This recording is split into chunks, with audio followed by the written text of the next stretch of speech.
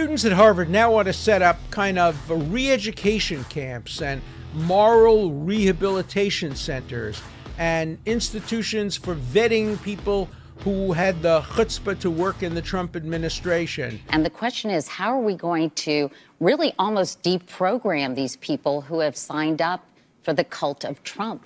Experts say they see cult-like behavior. We have, there are millions of Americans, almost all white, almost all Republicans, who somehow need to be deprogrammed.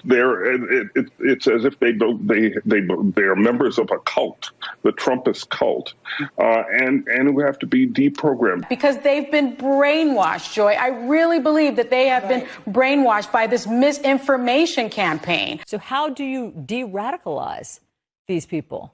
Joining us now is Steven Hassan. He's a mental health professional who has been helping deprogram people out of cults for decades. He's also the author of The Cult of Trump. There are millions of people who believe that the election was rigged. How do you begin to deprogram them? Once we educate them, we coach them on how to interact and empower the person to start thinking for themselves. I think a lot of people are going to have to be deprogrammed. We had a program addressing white supremacists, that we had programs, federal programs, that went towards funding organizations like these that de-radicalized people. And President Trump pulled the plug on federal funding for some of these programs. And so one thing that we know is that we have to get that funding right back up, and we probably need to double, triple, quadruple, or increase funding for these de-radicalization programs. We can look to history, though. What ultimately breaks that power structure in the South is enforcement, right? There has to be consequences. David Atkins is a DNC member, as you said. He's also the leader of the California Democrats.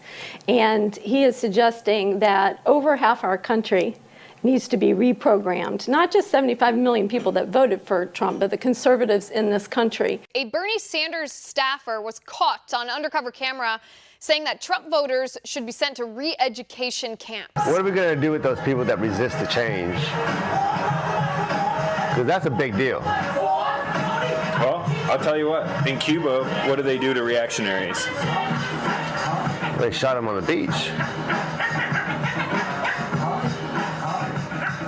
Anyone Biden wins, to go through all the Republican voters, and Homeland Security will take their children away.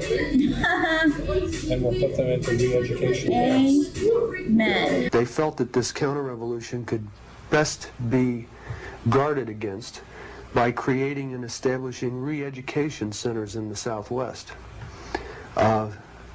where we would take all the people who needed to be re-educated into the new way of thinking and teach them how things were going to be. I ask, well, what is going to happen to those people that we can't re-educate, that are die-hard capitalists? And the reply was that they'd have to be eliminated. And when I pursued this further, they estimated that they would have to eliminate 25 million people in these re-education centers. And when I say eliminate, I mean kill. 25 million people. So part of it is we have to break through our kind of private idea that kids belong to their parents or kids belong to their families, and recognize that kids belong to whole communities. Once it's everybody's responsibility and not just the households, then we start making better investments. I have decided we really need camps for adults. And we need the kind of camps that you all run. I mean, really. The bottom line is all of America needs deprogramming because we've all been negatively influenced by Donald Trump.